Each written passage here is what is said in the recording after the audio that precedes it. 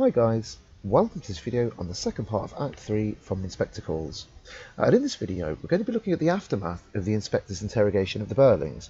We're going to see Mr. and Mrs Birling continue to deny responsibility, whilst Sheila and Eric begin to develop and grow as characters and start to understand the responsibility they had towards Eva Smith, but also the responsibility they have to wider society. In this way, the part of the act further emphasises issues around the old versus the young, and further shows the rift growing between the Birlings and their children. Okay, but before we look at the annotation, let's listen to this part of the act.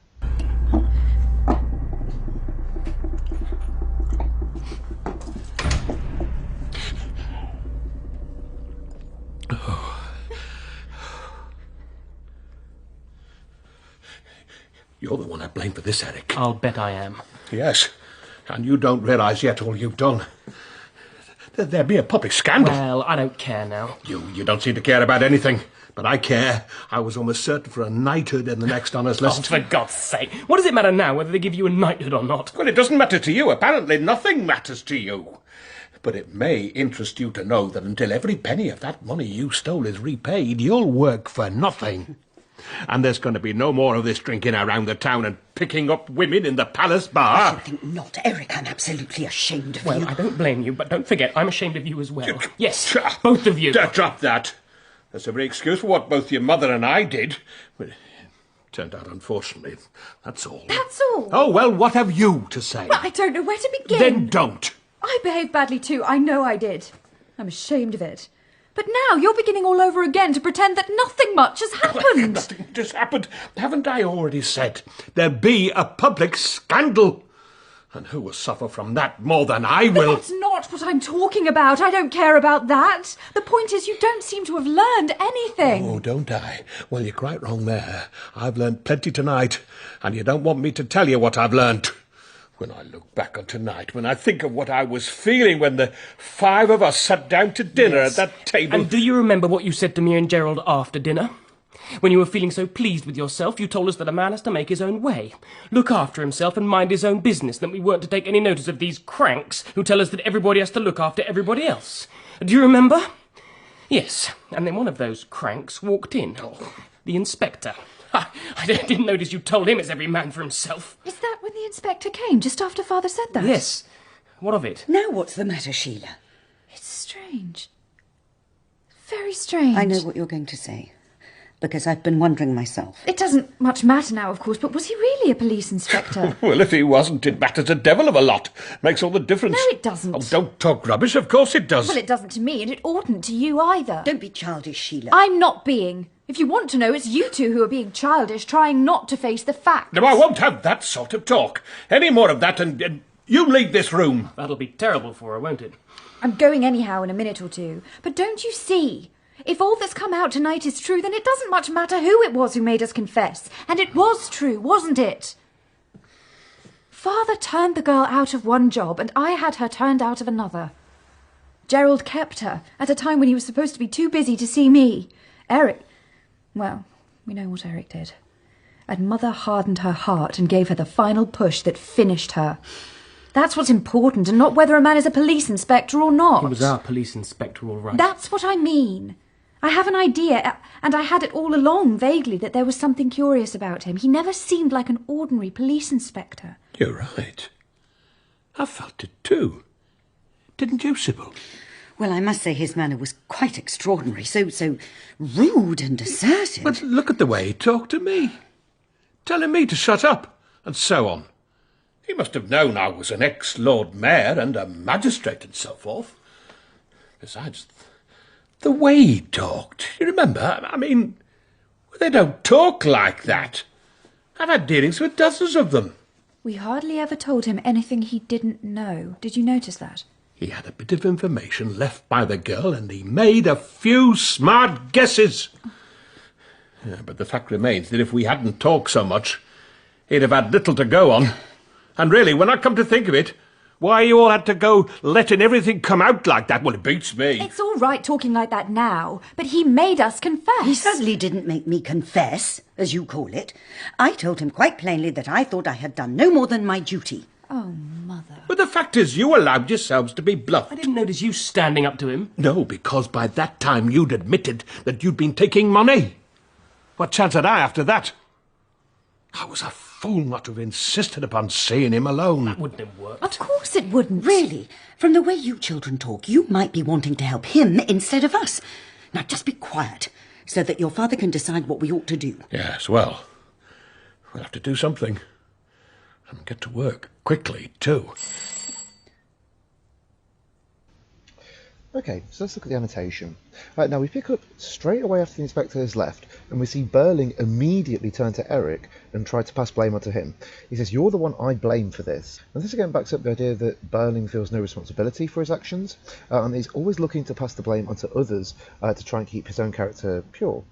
This also, establishes the idea that Birling has learnt nothing from his time with the inspector.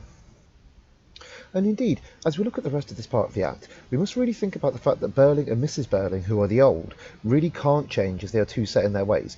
And we talked about how they were preserved in this bubble of wealth, and how they fail to see the impact of their actions on people in the outside world.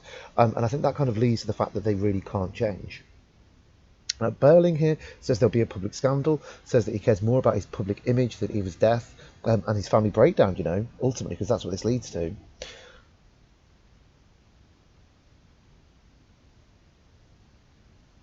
Then Birling ironically says to Eric that he doesn't seem to care about anything, which is ironic considering that Eric is one of the characters that is changing and starting to care about things. Birling then backs up his priorities around status by saying, "I was almost certain for a knighthood in the next honours list."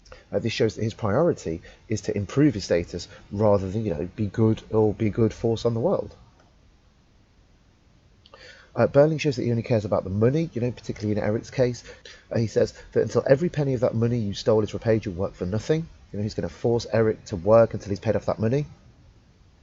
Mrs Birling then comes back into that denial, coming to life, by also attacking Eric, by saying that she is ashamed of him. Although at this point, just like Birling, it is unclear as to whether Mrs Birling is ashamed of Eric because of his treatment of Eva Smith, or whether it's because he stole money from the company. Eric replies with, "Well, I don't blame you." This shows his difference. This shows that he's beginning to accept some of the responsibility for the death of Eva Smith. It's showing that he's beginning to understand that he is responsible for people outside of his own life. However, he flips this back on them by saying, "I'm ashamed of you as well. Yes, both of you." This shows that Eric now sees the hypocrisy of the Birlings. He sees that they are awful people, but at the same time, they try to project this image that they are good people. I think it's also worth noting that he's throwing their words back at them in the same way that the inspector threw Birling's words back at him. We're going to see Eric and Sheila start to take on the language and the attitude of the inspector moving forwards with this act. Birling says that there's every excuse for what both your mother and I did. Now, look at the word excuse there. This isn't a reason. An excuse is when you give a story to kind of try and justify something that you've done that is wrong. That story need not be based in truth, but as long as that story works, you've kind of gotten away with something. If you've got a reason for doing something, then that's valid. Birling then uses understatement to describe Eva Smith's death. He says, "It turned out unfortunately, that's all." Again, showing he doesn't really understand the seriousness of what's happened. Sheila throws this back at him, scornfully. Look at that adverb there, scornfully, which would be like angrily mocking something. She's angrily mocking Birling here, that's all. Again, showing the change in relationship. Again, showing Sheila throwing his words back against him like the inspector used to do. Sheila now shows that she feels some responsibility. She says, "I'm ashamed of it, but now you're beginning to all over again to pretend that nothing much has happened." She feels ashamed, but she understands that the Birlings are beginning to act like they aren't responsible, that they haven't learnt anything. Birling then repeats the idea that there will be a public scandal, and his main concern is that who here will suffer from that more than I will. So he only cares about himself within this. He sees the biggest issue to come out of this is that he may lose some of his image publicly. This links with ideas around individualism, which, if you think about our discussions around capitalism, socialism, individualism too is antagonistic towards socialism, because socialism is all about improving society. We then see Eric questioning Birling as to why he didn't communicate his own moral values when the inspector was interrogating him. Birling was talking about how men should look after themselves and that man was responsible only to himself and his family and should ignore wider society. Eric's asking Birling here why he didn't use that line of argument when the inspector was interrogating him. Eric says, he repeats, "You told us that a man has to make his own way, look after himself and mind his own business." Think a little bit about this as a piece of structural symmetry, remembering structural symmetry ideas at the beginning that are then revisited at the end. I think Priestley uses structural symmetry here to highlight how wrong Birling actually was. By revisiting this idea at the end of the play, after all of the things that we've seen, after the message from the inspector, and after the grim details around the death of Eva Smith, by revisiting this statement here, Priestley shows the audience that it's complete and utter nonsense. Eric then repeats various other details from his speech, saying that we weren't to take any notice of those cranks who tell us that everybody was to look after everybody else, referencing socialism, as if we were all mixed up together. Do you remember? And he laughs bitterly to show that he too understands that this is now complete nonsense. However, this causes Sheila to have a bit of a brainwave. She asks, is that when the inspector came, just after Father had said that? This feeds into Sheila's wondering around the supernatural elements of the inspector, possibly indicating like it's that God maybe has sent the inspector at this moment to make the Birlings see how wrong they are about those words. It's certainly something that links with the idea of fate. And if you remember, we looked at that line right back in Act 1 and considered whether Birling saying those lines was him actually summoning the inspector to come and punish the Birlings for their attitude. Sheila then questions, was he really a police inspector, or something else linking with that idea of the supernatural? Remember, his name was Ghoul. Birling then says that if he wasn't, it makes all the difference, because to Birling there won't be any consequences. If this guy wasn't a police inspector, then there won't be any investigation. Sheila, however, sees that the inspector came and revealed truths to the family, and regardless of whether he was a police inspector or not, those truths still ring true. She backs this up by saying, no, it doesn't. We then see conflict between Sheila and Birling. Sheila saying, it doesn't to me, and it oughtn't to you either, because it has made her change. It's made her understand her responsibility to others and her responsibility to wider society. Mrs Birling then tries to infantilise Sheila. You've seen this throughout the play. Earlier in the play it worked, then in the middle it started to break down. Now it doesn't work at all. In fact, Sheila throws that "don't be childish" back at Mrs Birling, saying it's you two who are being childish. Because to Sheila, they're living in denial. They're denying their responsibility for Eva Smith's death and the things that they've done wrong. This emphasises the theme of the old versus the young and kind of shows Sheila finally breaking away from that family. Sheila then reinforces that by saying it doesn't much matter who it was made us confess, because regardless of who it was made them confess, they are all still responsible. Sheila then sums up each character's involvement much in the same way that the inspector had been doing throughout the whole of the play. Once more, we see Sheila mimicking the inspector's speech, mimicking the inspector's values. Eric then uses the metaphor, he was our police inspector all right, meaning that this inspector seemed designed for this family. He knew everything about them, he knew everything about their case.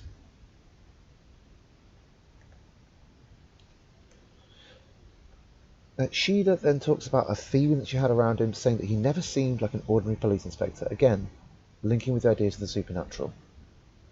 Now, with that, and the links to the supernatural, we must consider how the reactions to the inspector show the differences between the parents and children. And as we go through, we're going to start looking at that. So the Birlings, they begin by being critical of his methods and his lack of recognition of their status. Mrs Birling says that he was rude and assertive. Mr Birling complains that he was telling me to shut up, knowing that he must have known that he was an ex-Lord Mayor and Magistrate. Again, his status. He says that police don't talk like that.